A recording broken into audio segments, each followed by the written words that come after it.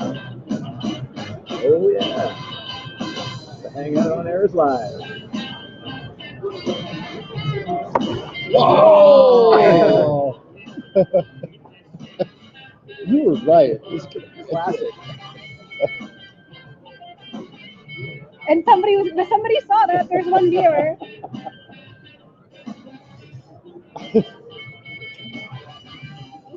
We survived that. If I start streaming it on my phone and hold it near a mic somewhere, That'd be fantastic. would there be enough lag that it would be no feedback, or would it be worse? I don't know. There's only one way to I'm not find sure how out. that works. You guys are good to go. You just got to turn it on. Yeah, I don't think you get feedback. It's on. Because yeah, you have it live. That's what I think. Never tried. But it's still it's something. Well, there's no way it would be good. What are they? Now we got your attention. We just wanted to, you guys really calm down quietly. That's great. We're still just taking a bit of a break here. We got 10 minutes to go before our next session, which is going to be Virtual Design Master Live. So everybody continue to enjoy your lunches.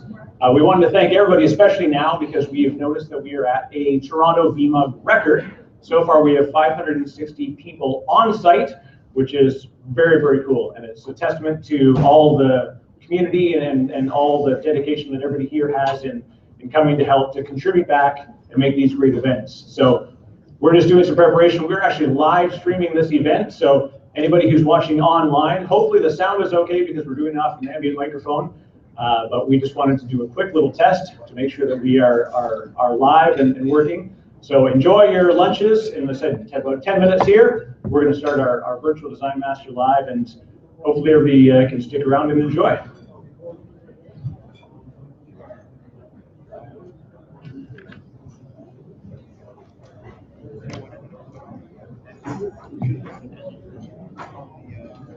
That's just pictures.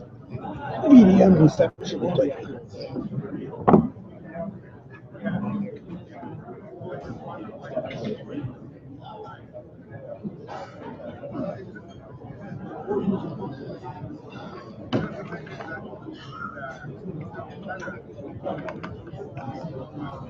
Check.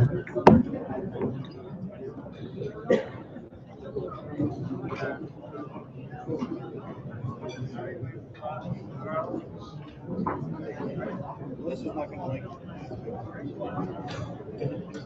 We're playing the video.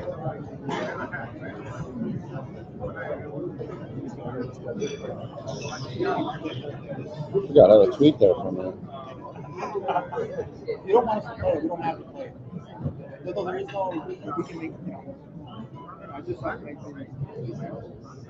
Reserve is just irrelevant. I'm in the field.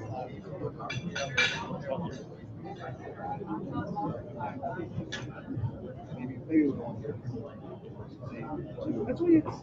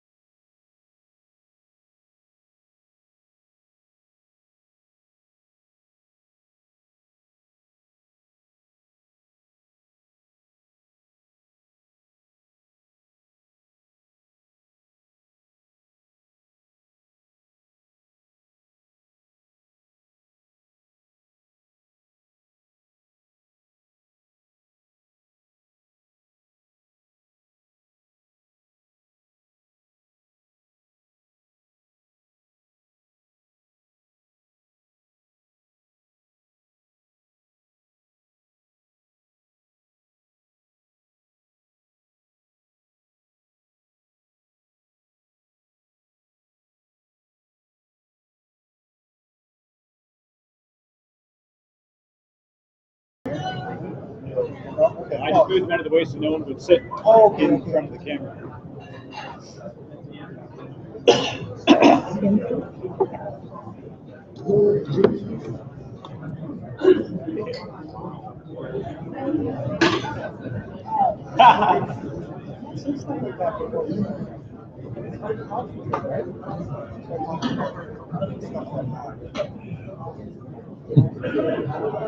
I don't know. This is now.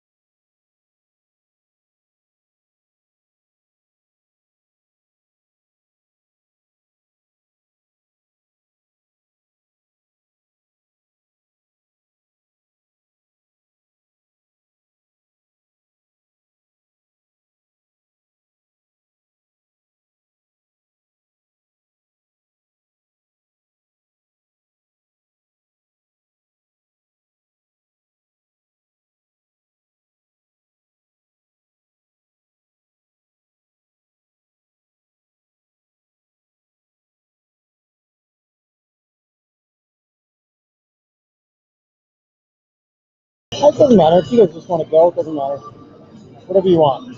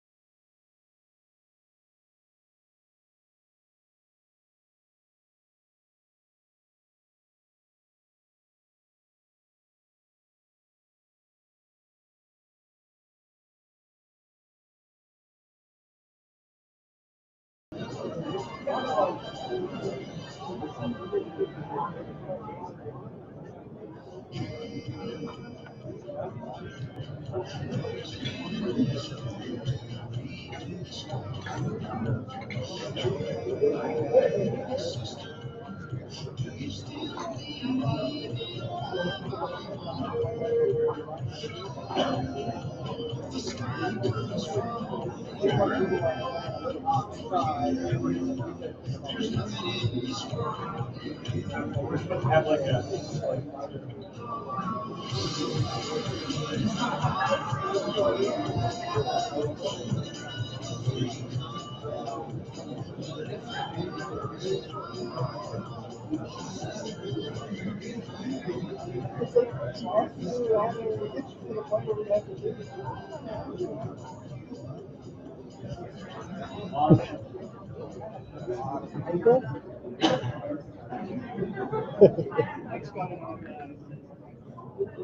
On TV? Are we on? Are we on? You see us? We're on in every possible All aspect. three of us are in the view? Yep. Yeah, it's good. Great. I don't know. This is from like 5 minutes ago, I think.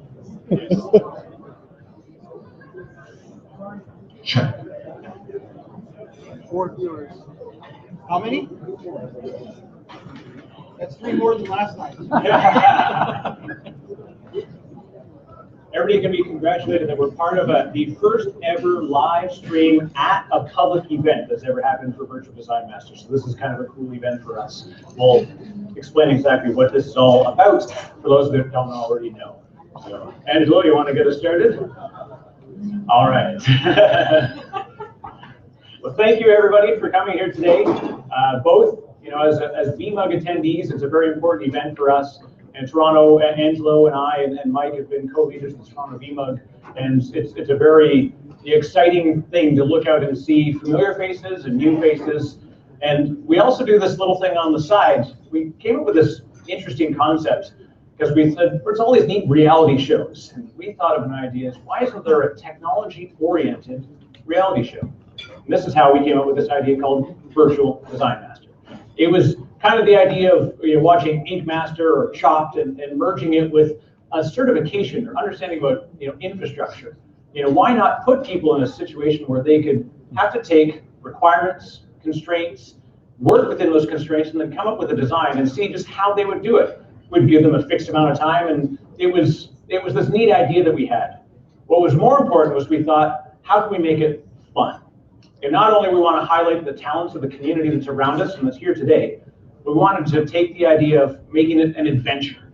And when we did that, we put out this idea of a call for papers. We said, can anybody come up with an idea of a scenario that somebody would design some infrastructure in, and what would make this an exciting scenario? We couldn't imagine what we could come up with, so we put it out to the public. And what we did was we got an answer. So Melissa Palmer is here, came up with the idea, and this was entirely wrapped around zombies and space travel. And how much more awesome can infrastructure be than when it's surrounded by zombies and space? And actually, our first ever Virtual Design Master Challenge, we made everybody use 5-year-old hardware because the zombie apocalypse has happened, and that's all we could get our hands on. So effectively, we started 2 years ago in 2013 with just this concept, and we reached out to a community that didn't know exactly what it was we were going to do. And in fact, we were learning along the way as well. We had such a great time that we decided we were going to do it again. So last year we did, and it actually spun up to something very amazing. We've got some attendees that are here today who actually participated as competitors in the event. The winner of the event, Timothy Patterson, is actually, he's online. Hi, Timothy, hopefully he's watching. And he was very excited because at the end of the whole event, we sent him for his VCDX. So effectively, we had sponsorship from the community to help him pay for his exam, give mentoring, as well as a bunch of prizes and other great sort of gifts that were given from supporting vendors and other community members. Yeah, and I'd like to add, I know many of you are sysadmins that don't really participate in the design side of IT. So we wanted to give sysadmins the opportunity to sort of spread their wings a bit and get involved in design. And the really exciting thing from this was a lot of the design documents that we received from the participants were then published online for others to use as help or reference. Not for production use. Not for production use, that's correct. Yeah, we emphasize that quite a bit actually. But it helped many folks with their design docs on how to structure one, what's required. We had many VCDXs involved in judging these design docs. So these participants really got a lot of value from our judges. So the good thing is, in this room, there's probably a lot of people. So who here on a day-to-day basis has to think about designing something for their office? Whatever level of infrastructure it is, like you've got new storage, new network, new software architecture, there's people out there that have to think about that every day.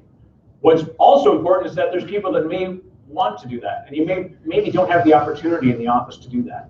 And this was a great opportunity outside of the office to be able to contribute to the community, to yourself, and be able to learn. And in fact, if we look at the alumni of people that have competed and have been judges and also people that have led this out, we've actually almost always had personal gains because we've learned a lot.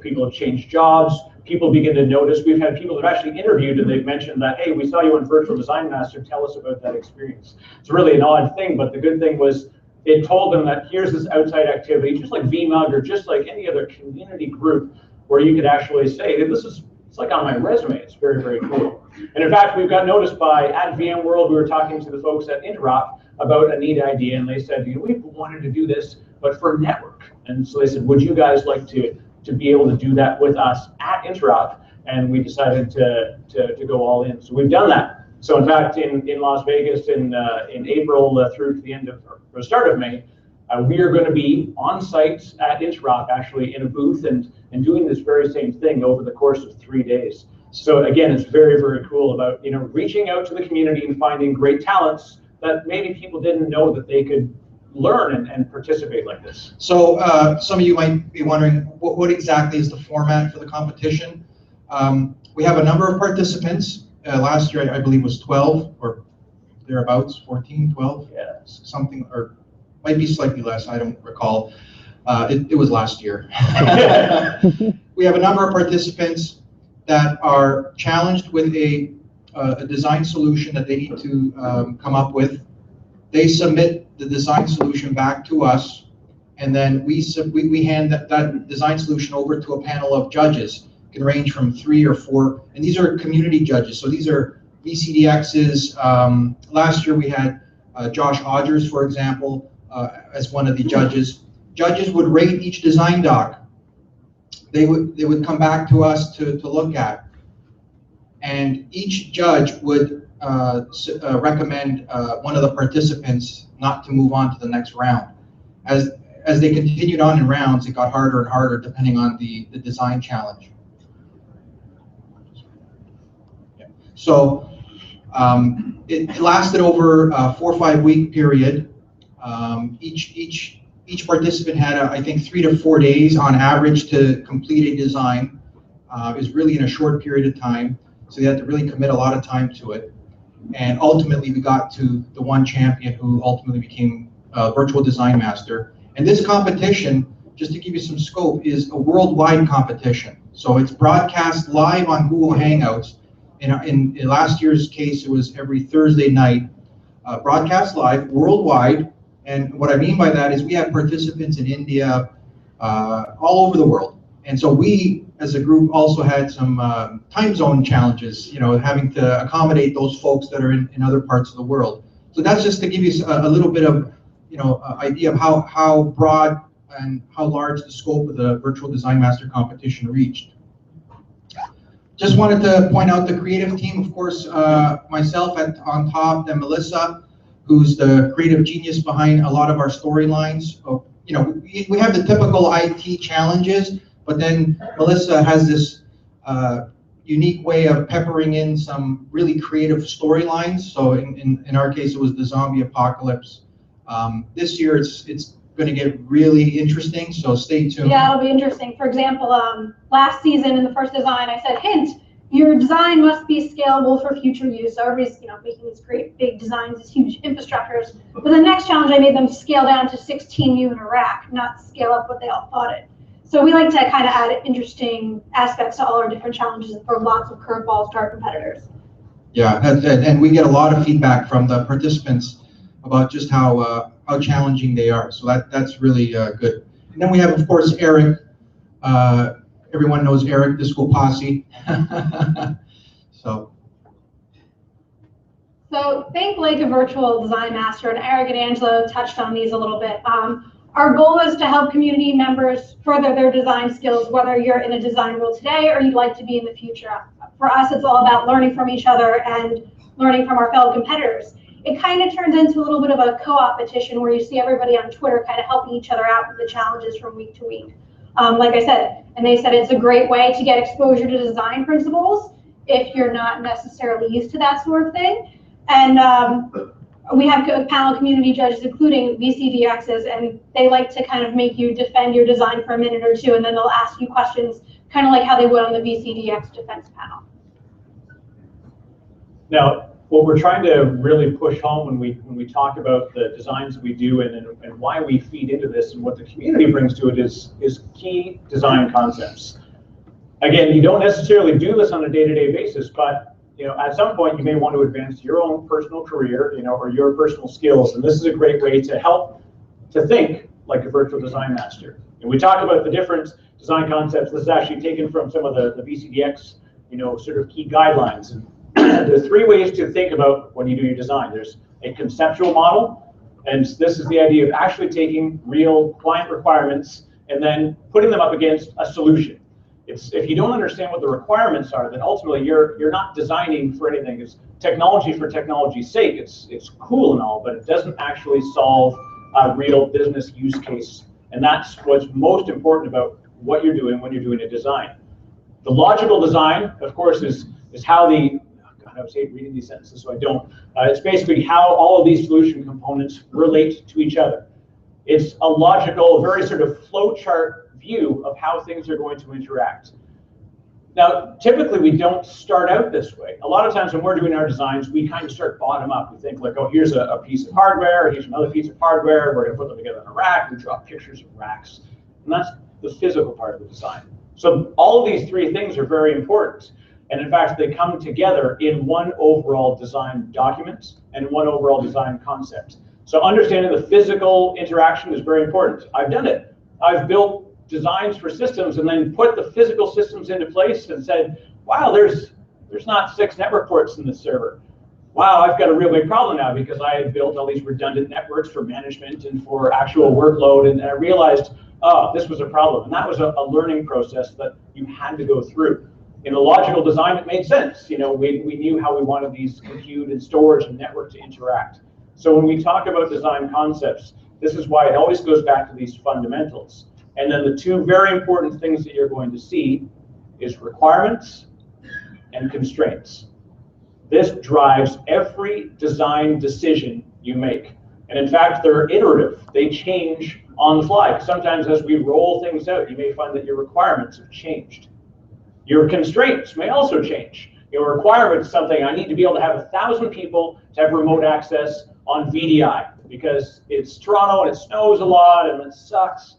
But that's my requirements. Now my constraint is that I've only got a 1 gig uplink out from my server racks. My top rack switch has a 1 gig uplink port. Now, is that a problem? It could be. Let's think about it, right? And then we go through that whole process.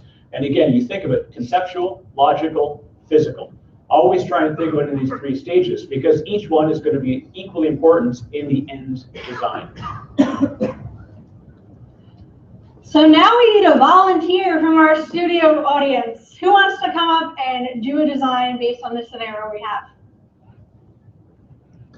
Seriously? Come on. We had a feeling that we may have a little bit of trouble, so we reached out to a few folks who have been a part of this before, and it's a good time for us to actually welcome somebody to the stage. And I know, Lord knows, I probably couldn't do half of the stuff that I ask people to do. Luckily, we do eat our own dog food in the Virtual Design Master Camp. When we ask people to do designs, we do them ourselves in the lab to prove they can be done.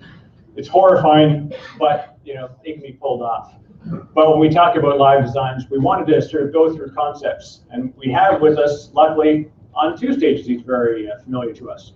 Damon Baird. Damon is coming to us from Vancouver. He's the VMUG leader in Vancouver. And Damon was also a competitor in Virtual Design Master Season 2. So we've done the usual magician thing, and we found somebody from the audience. Sir, we've never met before, is this correct? Never met. Excellent, thank you very much. And if you'd like to step up to the stage, and we're going to walk through some things. So Melissa's going to give you your constraints and requirements here, and we're going to work this all out. Now, if you notice, I don't actually list out here your constraints, here your requirements. That's because a lot of it, as we go through our design pathway, we're not going to get a clear list of what our requirements and constraints are. We're going to have to interview our stakeholders, our business members, our infrastructure teams, and get an idea of what's going on. So Damon, you might be familiar with the Virtual Design Master moon base from last season. We need to build 3 more auxiliary sites on the moon to serve as construction facilities for some of the items we need to bring to Mars. You must build 3 VMware infrastructures that can support mission-critical applications, and your 3 sites must be protected against the complete failure of one site. Site A has fiber channel connectivity, and sites B and C have Ethernet storage. Thanks to our laser communication system, there's less than 20 milliseconds of latency between sites. And you will need virtual machines to run the manufacturing systems, as well as virtual desktops for the crew at each site to use. Create a logical design of the infrastructure you will need at the 3 auxiliary sites. And I can add some music to this. A good thing, and maybe Damon, if you want to just talk to people about what you're thinking while you're listening to that and going through this process, because this again is the concept, the logical, the physical. These are important things, and Damon's going to talk about. Yeah, and audience, feel free to shout things out too.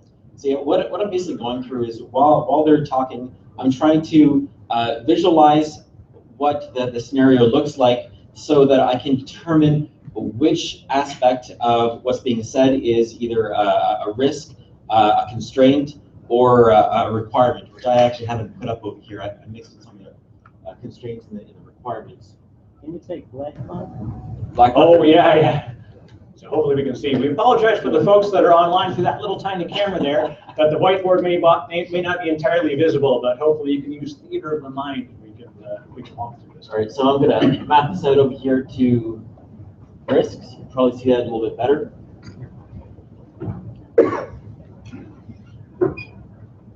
All right, constraints. And requirements. So those are the first things that I'm going to work through. So the requirements are that I need 3 auxiliary sites.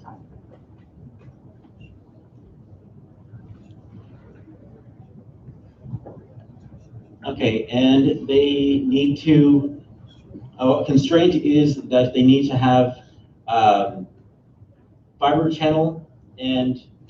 One site has fiber channel and 2 sites have Ethernet storage. Okay, so one site has fiber channel storage and 2 sites have Ethernet storage. Okay, and then another constraint was 20 milliseconds? Less than 20 milliseconds of latency between the sites. Okay, so I need... you got off easy on that one. Who here's running mixed storage environments where you have both fiber channel and network storage? All right, a lot of hands, which very is common to run into. So less than 20 milliseconds between sites. Okay, so taking this into consideration and taking into the area that it's going to be in, which is on the moon, the first thing I have to think about is what's actually going to power these sites.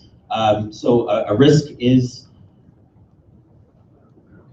power, whether it's centralized, distributed. Does each site have its own dedicated power source? Is it clean? Is it redundant? And that's one of the risks. Another risk is the actual environment that it's in. Being on the moon, it doesn't have a lot of protection. There's risks that it can be hit by asteroids. Perhaps there's some solar radiation that's not being protected by the atmosphere that can cause some issues, or maybe the cabling could get too much sun and start deteriorating over time. So you have to make sure that you have the proper type of cabling and that is protected. Aliens. There we go. Aliens. And I know a lot of you are probably sitting here going, seriously, they're making people design stuff for the moon and outer space. The whole reason we do that is try to make you think outside the box and make your mind go places it normally would. Like Damon say, oh, we got to worry about power, environment, all these things, which really do translate to what you would be doing maybe in a site in, I don't know, in the mountains because you had a business requirement there, or anywhere in any of your data centers. So it does have legitimate value, even though it sounds a little kooky. Okay, so is a VDI for how many? For the crew at each site to use. Okay, for the crew at each site. When we talk about environmental constraints, this is a big thing that we highlight, and I've gone through this lived in real life. I've built data centers, greenfield deployments, or added onto existing data centers. Here in Toronto, I've lived here for years and years and built a lot of different environments. And the good thing is it was fairly easy. You just knew who to call, they got it in, the rack was the same size as the one next to it. You just measured out on the floor. If you had a nice little footprint for it, your life was good, right? And then I moved to Vancouver. Seems no different, right? It's just maybe it takes a little longer to get the rack there if it comes from here or something. But then I realized every time I would go to build a new rack, we had to have a seismic engineer come in, and it took an extra 5 days. So this is something that you didn't realize necessarily as you were doing this design. And as you go from site to site, when you look at how your site is today versus you're going to do a new location or you're merging with another company, and you have to then start putting stuff into their data center. These new requirements of environment become very, very important because you're having to rethink. Again, it's requirements and constraints continuously change. It's very important that we're always tracking what those are. One other thing to note is while I'm going through this process and I'm thinking about the conceptual and the requirements that we're going through, there's some things that I don't necessarily have all the information for, such as the type of workloads that are going to be used for each one of the users, the number of users for the different sites. So these are things that I need to define in order to actually go through the design process. And that's what I'm going to put into a category over here called assumptions. And we all know what happens when you assume. And as Damon is doing that, I just wanted to mention, because I'm not sure if we mentioned it earlier, but we did give away a huge grand prize to the winner. I do want to make special mention, and I think Eric touched on this earlier this morning. Renee, VCDX133.com, that's his website, stepped up from the community and offered the winner a $1,200 VCDX defense fee payment, and as well as 20 hours of mentoring. So we were very grateful to Renee for that. And then this year, Josh Odgers will be doing the same thing. So this year's competitor is very fortunate, winner will be very fortunate. In addition, some of the stuff we gave, some of the other material that we gave away was a lab from Zerto, some other not for resale software licenses. Anything else come to mind? Cisco, yeah, VMware Press books. So there was a whole package of material that we gave away to many of the participants, and of course the grand prize winner. So if you're interested in following along, virtualdesignmaster.com is the website, and we post all the solution documents on there so that you can look at and learn from. The good thing is this is also, it's kind of like watching a pot boil sometimes, and we go through this when you're doing designs. Whiteboards are very handy for it, and I'm a big fan of using it as much as possible, or even just if you're used to pen and paper, that just keep a stack of paper and mark out those ideas, because you find as you physically work through it, you not only think differently about how you do it, but you actually learn more. And it's the same as like you learn by doing. And this is a very key thing. And as you continue to do more and more advanced work and more designs, it's taking that time to map it out.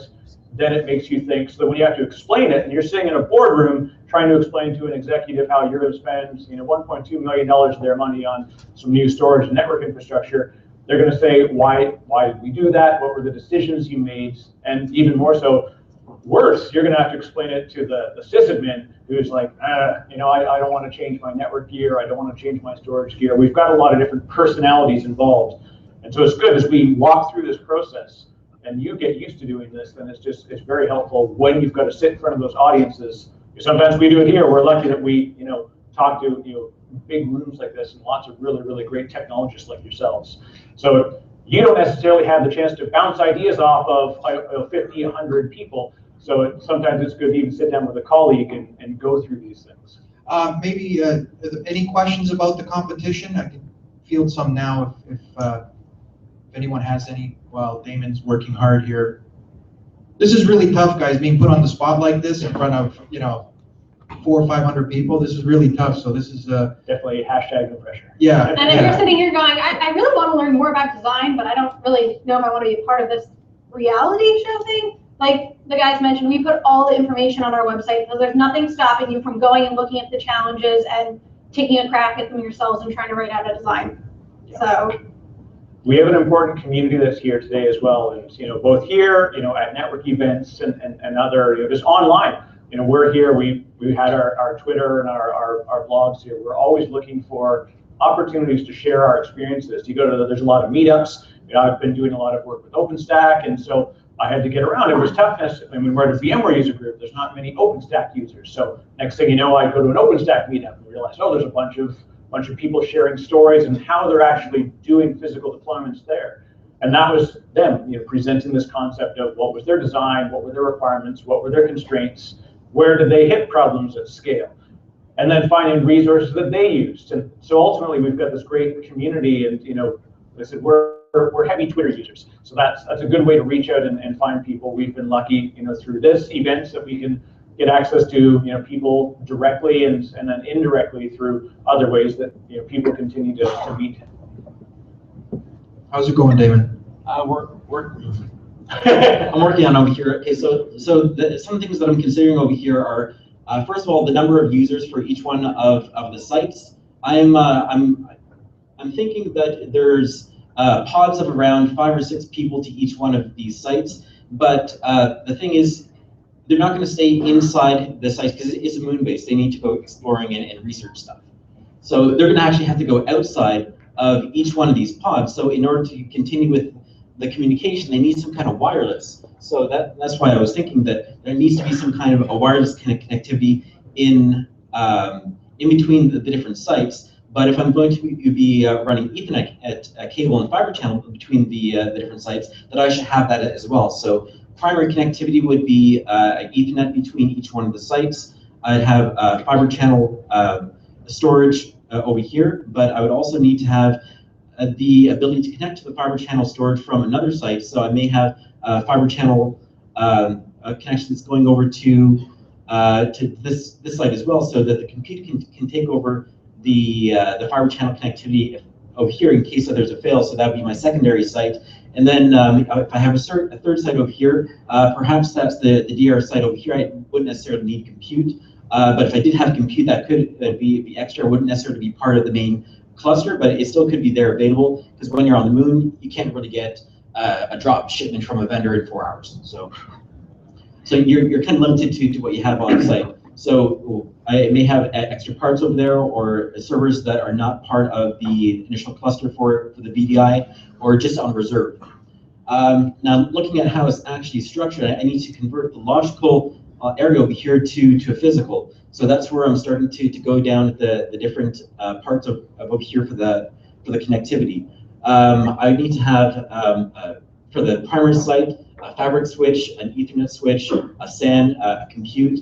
If I wanted to map these out over to actual physical devices, then I would think, okay, maybe this is a Cisco MDS switch. This may be a Nexus switch, again Cisco. I happen to like Cisco. And SAN over here, I'm going to say that it's a NetApp SAN. Nod to Melissa over there. And for compute, I'm going to go with UCS. So that's how this setup would look like over here. If I want to drill down just a physical bit more, then I could do a pop out over here, and I could say, okay, in the back of the fabric switch itself, I have these specific ports, and then these specific ports would tie into these components over there as well. And then once I map that all out, I have to make sure that that's the core infrastructure. Then I have to start layering on the virtualization and the VDI component on top of it as well. So if I go over here and I go to the virtual design, first of all, I'd have to have my vCenter server. I'd have my cluster. Well, I'd have a management cluster, and then I would have my compute. So David, tell us why you're going to have a management cluster. Why you have to have a management cluster? And you're not allowed to use the word best practices. When you have an environment that breaks, for instance, for whatever reason, if you have a management cluster that's separated from your compute cluster, then it's a lot more easy to isolate the issue. Plus, you're able to isolate that from any issues that may be caused by the rest of the environment. It's basically like the management cluster would be the brains of the entire operation, and the compute cluster or clusters would be the rest of the body, if you were to use like a body analogy. Now, out of the folks in the audience, who here has a separate management cluster that's just for that purposes? All right, we've got a few hands. VMware doesn't count. That's not fair. And that's an interesting thing. We see this often in production. A lot of folks, they don't necessarily have the physical hardware to support a second cluster. Which could be a constraint. You don't have enough hardware to have a management cluster. And that's a very valid reason. Again, it's not that it's wrong that we've made that choice to not have one. It's just we've listed it as a constraint, and we've worked within that constraint, that we've had to eliminate it from the requirements. Sometimes requirements, I mean, I've got a lot of requirements. I would like to be able to eat at nice restaurants every day. I would like to be able to have a nice car. I would like to work very little. Unfortunately, I've got a constraint there, right? I got to keep making money. If I work little, I won't get those things. So that's how we think of it. It's not, again, we say best practices, and be wary of the term best practices. And you'll see this in all of the design books and all these things. Practices are only best when they're situational. Again, based on requirements and constraints of that particular situation. So it's only best in some cases. one other way that you can look at it is if you think of best practices, not so much best practices, but as recommended practices, because other people have done them, they've validated them, they've determined that they work well for the scenarios that that they have tested it against. They don't necessarily work best for every type of scenario because of the strengths or constraints that you may encounter. But it's important to know that if you deviate away from what's determined to be a recommended practice, that's noted and that you identify that as a risk and know the ramifications of that as well. Now, who here right now runs or manages storage for their organization? Oh, there's a lot of hands. Okay, good. Who of those very same people wants to be doing that exact same job of just managing storage in 10 years? Not a lot of hands. I love storage as much as anybody else. Yeah. All right. There. Ken's he's a great guy, but he's a plant. He's a plant. So ultimately, what's the reasoning why you want to change your strategy with what you want to do in 10 years?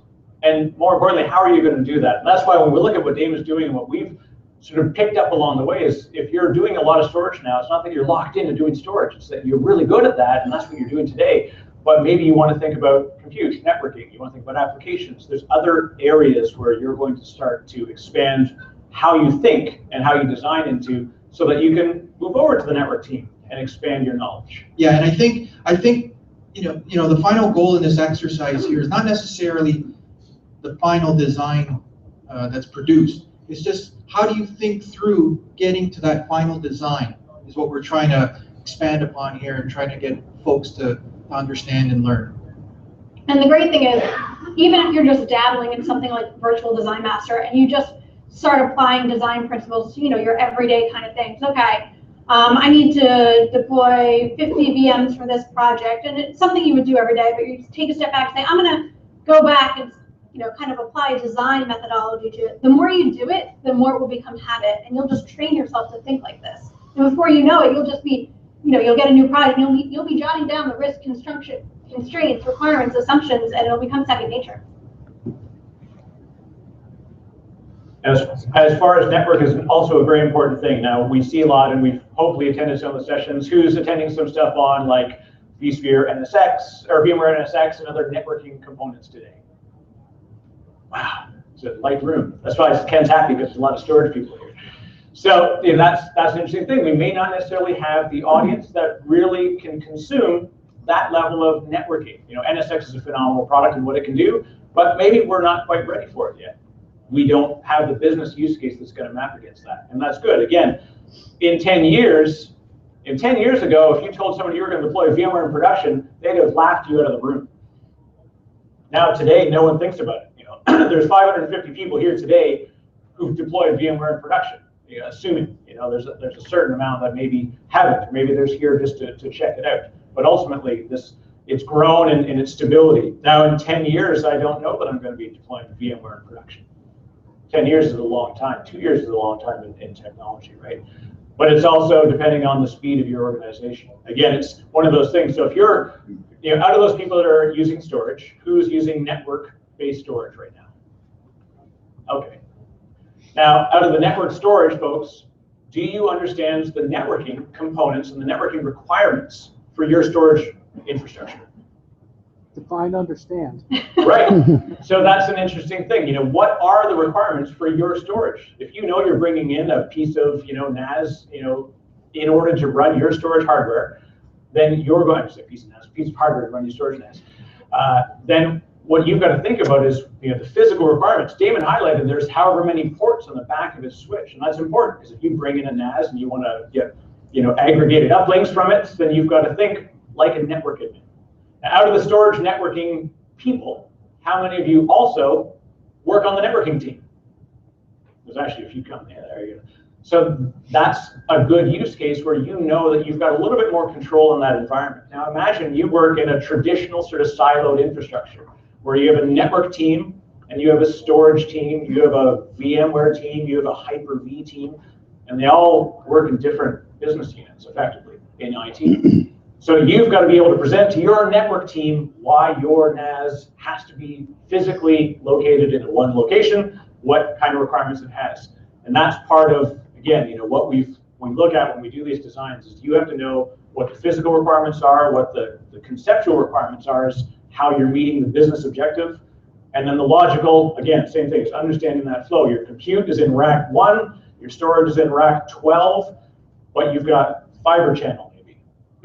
How far apart is rack 1 and rack 12? That's a constraint. How long can fiber channel? Anyone know how long fiber cables can be before they get weird? Oh, come on. All right, well, network gets past it, but it's a lot longer than rack 1 to 12. But again, it's a question that will come up. One other great use for this type of a whiteboarding session or design practice is when you're working with clients to figure out what they actually want to do. By going through the process and talking with them and engaging with them on their current environment, and then determining what their actual strategy is, you can uncover a lot of unknowns. And you can identify those in the assumptions, then you can change the assumptions into things that you actually know, which then in turn changes the design. So by going through a whiteboarding process like this and hitting all those key areas, you can really hash out a design conceptually, and it saves a lot of time in the long run, so that you don't have to go back and re-architect your design because it doesn't fit the needs of the business. And physical constraints is another one, and so here's a great example. Again, we're not always engineers, and we're not always thinking in this way, but who has a synchronous replication solution in their office today? And there's a good reason why there's not a lot of hands, because there's a lot of cost, there's physical requirements. Even if you do have a synchronous solution, it can't be between Toronto and Vancouver. Anyone know why? Physics. You thank Albert Einstein and Neil deGrasse Tyson and all the folks that have figured out all these reasons why it can't happen. It's the speed of light. We cannot do synchronous transactions greater than 100 milliseconds. The round trip is much longer. Now, when you're designing the solution, you may originally have a synchronous architecture between two metro clusters. You got one in Scarborough and you've got one down here at downtown. And then you say merge with a company that's in Ottawa. Well, now you've got a constraint. It's a new constraint that wasn't there when you started. Again, it's the continuous concept that everything is being revisited. You have to continuously rethink your architecture, because you always have to justify to yourself why you made those decisions. We do it every day. How much did you pay for your car? Why did I pay for the car? I like the car, so it's worth $600. It's worth $900. It's worth 28 bucks. It's whatever it is. We continuously do those justifications. The difference is, what we do as an IT, community is we can help each other to start to think like a virtual design master. And Damon is obviously a great testament to work that's been done and how much and what did you get out of doing it, and what made you think? Do you think differently after a virtual design master competition and before, or what was your thought process as you kind of went through it? Yeah, going through the virtual design master really changed the way that I looked at designing infrastructure, because it allowed me to drill down to each individual component so that I can truly understand the ramifications of putting that component in there and how it interrelates into the rest of the environment. It also allowed me to think outside of the infrastructure itself, and then look at other external constraints such as processes, environment, users. Users are probably the biggest constraint that you have in any environment. If you can get rid of the users, everything runs perfect. I think we're gonna wrap up. Yeah, so I hope we gave you some insight into the Virtual Design Master competition, sort of design in general. Again, check out the website, virtualdesignmaster.com, for more information. Again, we have the design docs posted so that you could review them and learn from them. Follow us on Twitter. You can use the hashtag VDM or hashtag Virtual Design Master.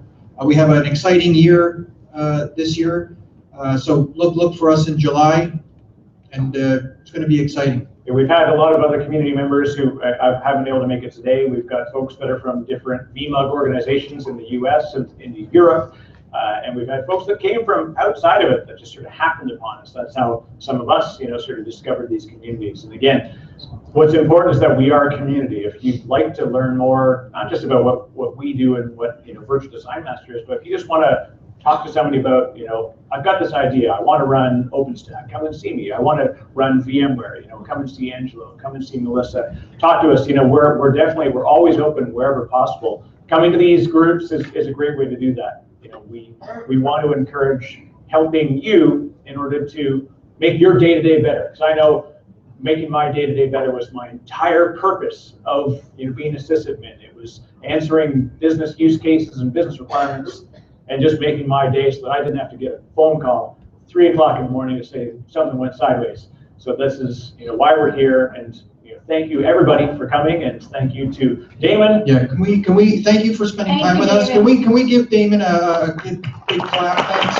Because this is really tough being put on the spot like this. So thank you, Damon. Appreciate it. Normally we'd give him a few days on this one and then just make him defend it for 5 minutes. And believe me, that's tough enough. But congratulations again on showing us just how to think like a virtual design master. Thanks, guys. Thank you.